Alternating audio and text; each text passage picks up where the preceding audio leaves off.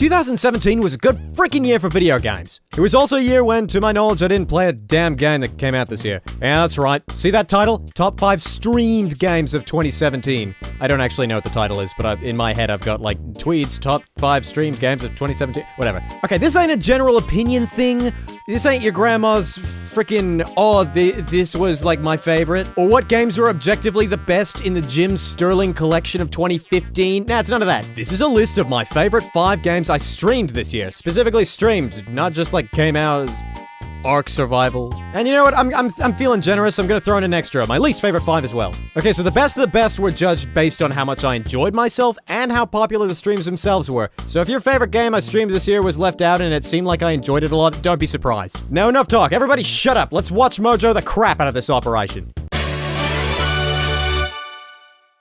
Upon reflection, this is actually more similar to zero punctuation, but whatever. 5th best! I was so totally late to the train playing this one, but it really speaks volumes when you can play a game on Twitch that's almost a decade old, but still has a surprisingly big following. GTA 4. I didn't even do any online stuff when I played this. Frankly, I didn't even know if the online stuff is still an option. But the stream was always lovely and rife. The missions were still satisfying. The story and atmosphere, I'll go down on the record for saying this, is a whole hell of a lot cooler than GTA 5. Especially the latter half of GTA 5, where you just...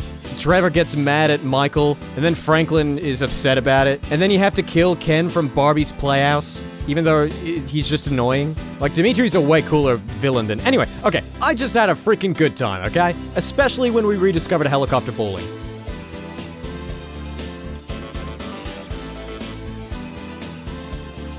Good times. Alright, let's get serious for a second. Sometimes games are completely meant to be solo experiences but become dry and meh as all hell when you stream them. There is no better example of this than Max Payne 3. Congratulations, Rockstar, you made both the best and worst list this year. Not only were people in the stream severely less excited for this than GTA, but crashes, pretentious dry monologues, and little to no opportunity for humor in a script about human trafficking made this a less than fun experience for me. Keeping up with the theme of I forgot that it's past 2010, Paper Mario: The Thousand-Year Door. Anybody who has ever tuned into a stream of mine for over 10 seconds, like ever, knows this is my favorite game of all time. And when I played it, even though I had the slowest start known to mankind, I still had a blast. The only reason it's only the 4th best on this list is because while it's my favorite game ever, playing it alone and streaming it are two very different things. Still, a good time was had by all. Hey!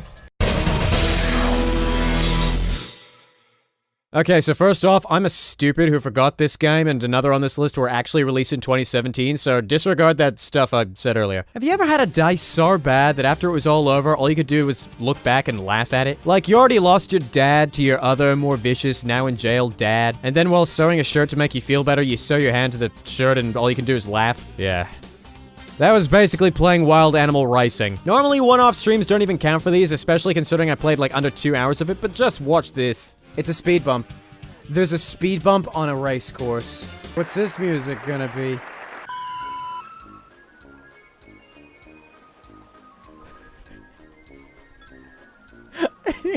It's that music? Why? It's just Fruit Ninja.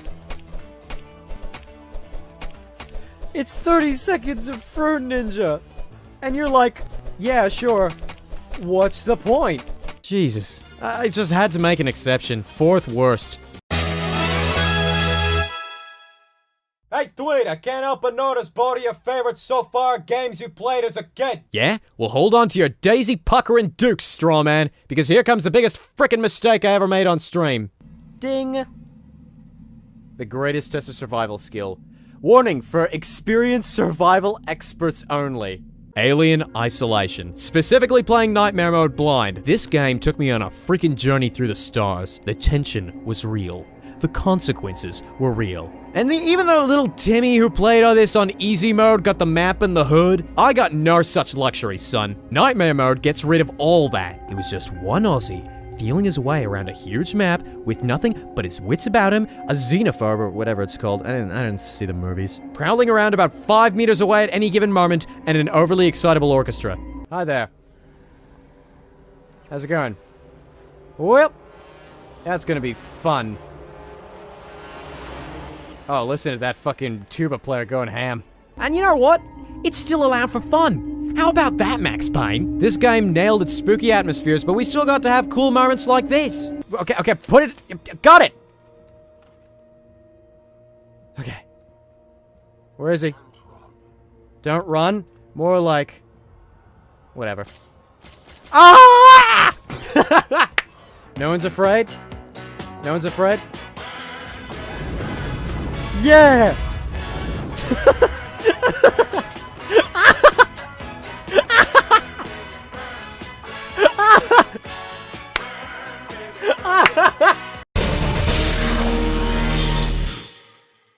This game was so bad, I didn't even keep any footage of it to use in this segment, so fanfare, it's Batman Arkham Asylum. Here's a few tips. Your counterattack shouldn't be able to be interrupted by the attack you're countering because it's faster for some godforsaken reason. Batman shouldn't be scripted to be boring, and games should be fun! And I know a bunch of you, probably Hungarians, are probably sitting there going all, oh, but Tweed, I played this and it was fun. But no, you just got the illusion of fun. You've just been sitting in the cave and seeing the shadow of fun portrayed on the wall. Plato's cave, baby! You want to stare in my face and tell me it's fun?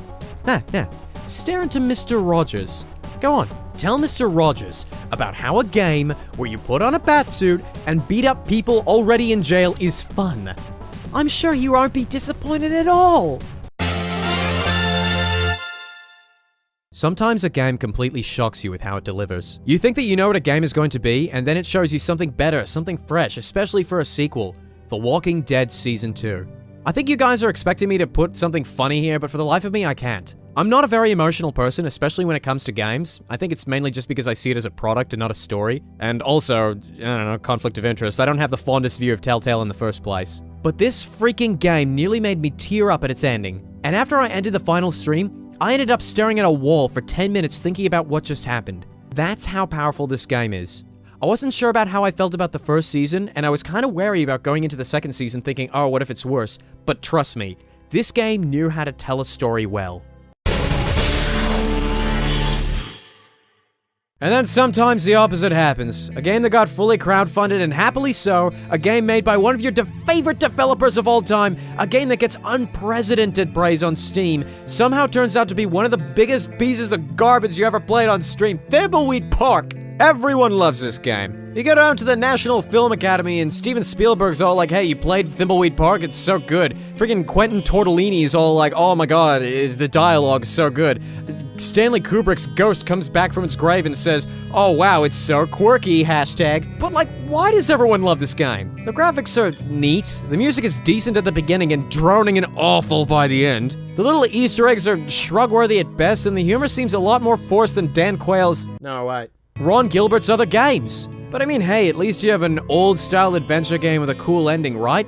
Frickin' wrong! Okay, this is where I would include a spoiler warning, but the ending is so freaking stupid, I'm not even gonna bother. Okay, so at the end of the game pulls out the old, tired, you'll never believe this, but we're in a video game trope. I'm at least thankful now that Doki Doki Literature Club has shown us all the right way to present a twist is not to do it like it's a total shocker, but rather to do it in a way that the game acknowledges the player knows it's a game. So maybe the other games will step it up, but until then, this is like akin to a toddler telling us that the world is round and expecting 99% of the global population to applaud it for stating the obvious. But then, this game goes the extra little bit and has the nerve to tell the player to go to the game's own Kickstarter page to find out what is to be done next. As if going, did you know that we had a successful Kickstarter? We just broke the fourth wall. Aren't we clever? At that point, you're just glad that the game can't get even more smug and worse. But then, one of the endings actually has you give the Game of the Year award to Ron Gilbert for making this game.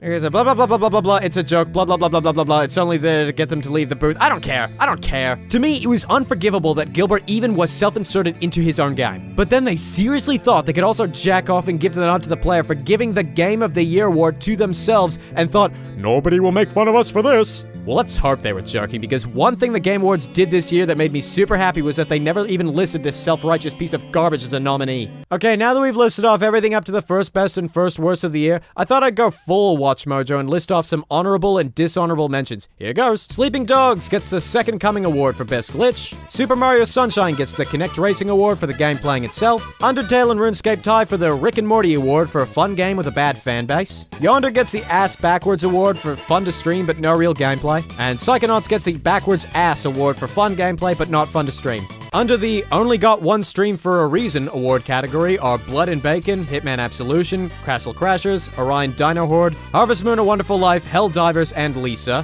Harry Potter Chamber of Secrets was discounted from entering this year's awards because I never found a way to carry more beans. Star Wars Knights of the Old Republic and Zero Escape Virtue's Last Reward shared the Space Shuttle Challenger Award for not working at all from the first time I tried to boot it up. Papers, Please gets the Thinking Tesla's Underrated Award for getting me upset the most easily. And the coveted Game Paula's Worst Stat Award goes to... Now, y'all thought it would be Hyperlight Drifter, but it actually went to Poker Night at the Inventory.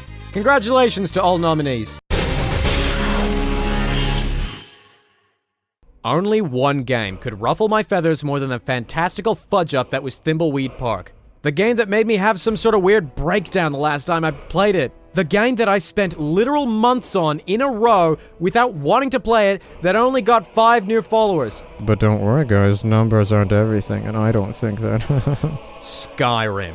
Looking back, it's actually pretty funny seeing how many high-rated games are on my least favorite list this year, but Skyrim just wasn't fun. After the first 5 or so dungeons, every dungeon was the same. I ended up turning on God mode a lot of the time, not out of difficulty, but out of boredom and wanting to finish the dungeon without holding back, and the story wasn't even that engaging. The music was cool at first, but then it just became repetitive and samey. The characters held no interest. Being an achievement hunter turned me into a frustrated mess. And like, no one watched it. Nobody cared.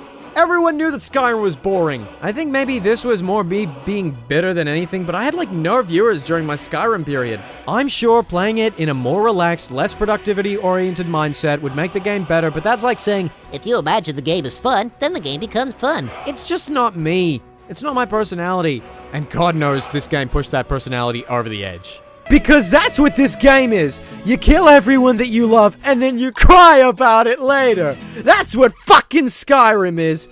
I'm so fucking glad to be through with this fucking game. And I'll be so happy, I'll just fuck my own ass with one of these Daedric arrows. I'll just stick it right in my anus. And I'll be like, wowee! This sure is more fun than fucking playing Skyrim, this piece of shit stupid game that didn't even allow me the grace of completing the achievement just because he won. You know what? Nah! We're gonna make this game so that you can't do the fucking achievements.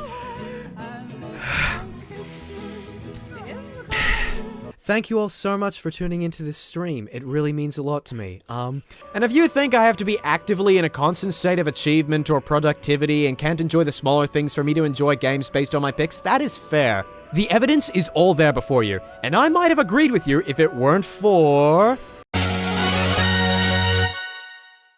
Stardew Valley. Okay, so technically I played this game back in 2016, but I didn't make a list of the best of 2016, so move on, Dad. I played this game first just about when it came out, and once I finished it, I took a break from it, which was a huge mistake. Like huge, considering Stardew then blew up on Twitch, which led to the rise of my good friend Lakatuff. Link to his channel in the description. Funny enough, guess what I was playing at that time? Skyrim. But even though I was technically late to the train when I picked it up back in 2017, I still had a pile of fun. Every time I play it, I still do. Everything in this game is perfect. The laid-back feeling, the ability to make your farm your own, the community, the ability to talk about anything and have an engaging, open discussion. Hell, the music! You have mods to replace the music on Twitch, but then you don't even need it. The music of the game itself is amazing. This game took the concept of Harvest Moon and made it all better. And all I can say is thank you.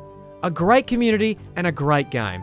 It is super rare that I even consider playing a game twice on stream, let alone the amount of hours that I've sunk into this game, and I might even do it again in 2018 for a 3rd time. Speaking of, here's to 2018. I'm pumped to spend another year of playing games with you all. Thank you guys so much for making this game what it was to me. It really means a lot.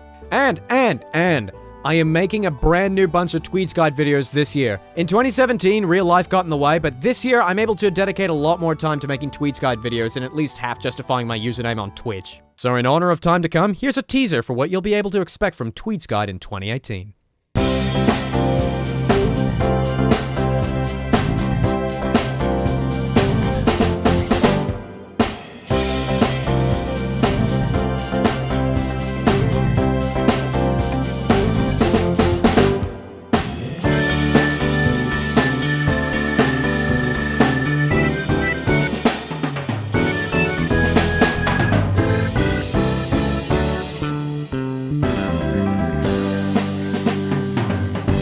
And that's a wrap. Hey, hi, hello, etc. Thank you very much for tuning into this video, and thank you guys so much for making my 2017 a happy year. It's really been fantastic. Jokes aside, you guys are the best community I could ever ask for, and I'm really excited to spend 2018 with you. So here's to another great year of great content, Will.